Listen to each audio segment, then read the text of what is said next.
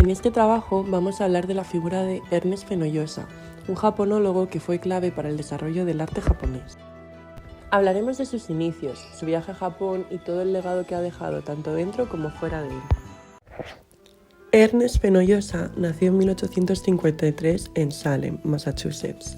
Fue, entre otras cosas, historiador del arte, profesor de filosofía, políticas y economía, aunque en este trabajo nos centraremos en su figura como japonólogo, donde se dedicará a la promoción, exaltación y preservación del arte japonés. Hijo de Manuel Fenollosa, un conocido músico malagueño, y Mary Silsbe, perteneciente a una familia destacada en Boston. En 1874 se gradúa en Harvard e inicia posteriormente sus estudios de filosofía y teología en la Universidad de Cambridge. Tras finalizar sus estudios, se matricula en la Escuela de Arte del Museo de Bellas Artes en Boston. Es en 1878 cuando Fenollosa es invitado por Edward Sylvester a viajar a Japón para enseñar políticas, economía y filosofía en la Universidad Imperial de Tokio. Durante sus años en Japón, Fenollosa se acerca mucho al arte japonés. Es uno de los fundadores de la Escuela de Bellas Artes en Tokio. Pero la labor más importante de Fenollosa en relación al arte es la preservación del arte tradicional japonés. Entonces, ¿por qué Ernest marcha a Japón?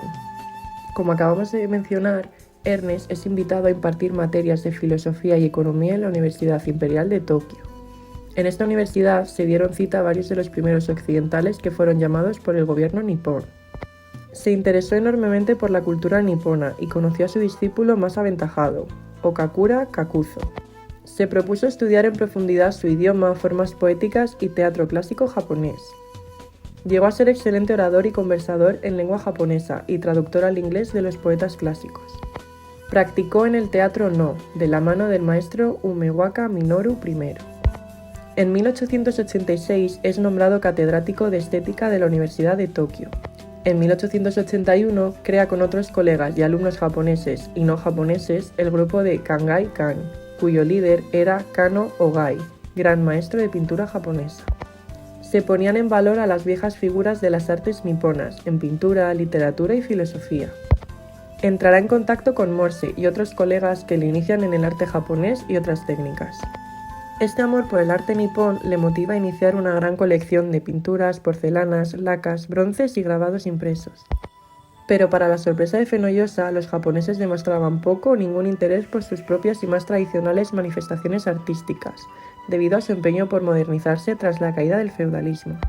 Su primer y quizás más importante aporte a la empresa de conservar el arte japonés fue abrir una exposición de todo el material artístico que había logrado acumular en el tiempo que llevaba viviendo en Japón.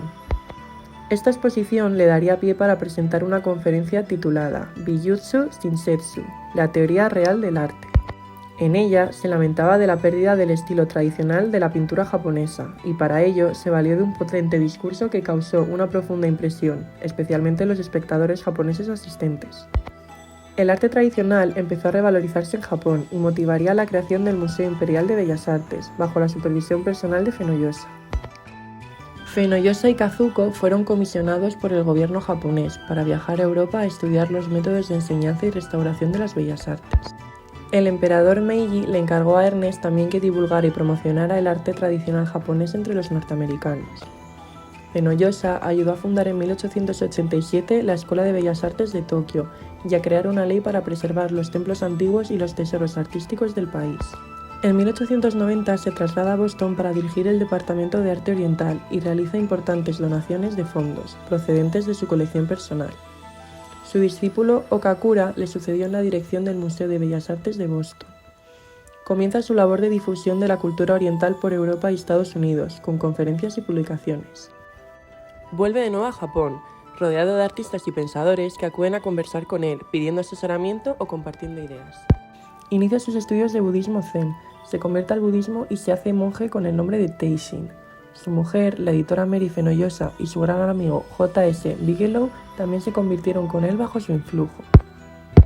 Las notas, traducciones y revisiones de sus trabajos formaron el corpus de textos inconvulsos que su viuda entregaría al poeta norteamericano Ezra Pound para llevarlos a la imprenta. También su mujer, en 1912, publica su obra más importante, Etchings of Chinese and Japanese Art, una recopilación de los textos escritos por Ernest, publicados o leídos en las numerosas conferencias pronunciadas, abogando por la apreciación de este arte dentro y fuera del archipiélago. Su mérito no estuvo solo en despertar la conciencia de revalorización del pasado artístico de Japón, sino en alentar a toda una nueva generación de artistas japoneses. También inicia un método de estudio de la historia del arte con la publicación de trabajos científicos. Por ello, cuando hablamos del legado que ha dejado Ernest Fenollosa, no podemos olvidarnos de mencionar los distintos libros que ha escrito a lo largo de su carrera, todos ellos de divulgación sobre arte japonés. Tampoco podemos olvidarnos de la gran colección que alberga el Museo de Bellas Artes de Boston, la más grande sobre colección japonesa fuera de Asia. Fenollosa falleció en 1908, en Londres. Su muerte nos deja un gran vacío dentro del arte oriental, ya que su labor de coleccionista y difusor fue clave para la preservación del arte japonés, ya que en algunos momentos ni los propios ciudadanos reconocían su valor. Algunos le consideran el fundador de la historia moderna del arte japonés.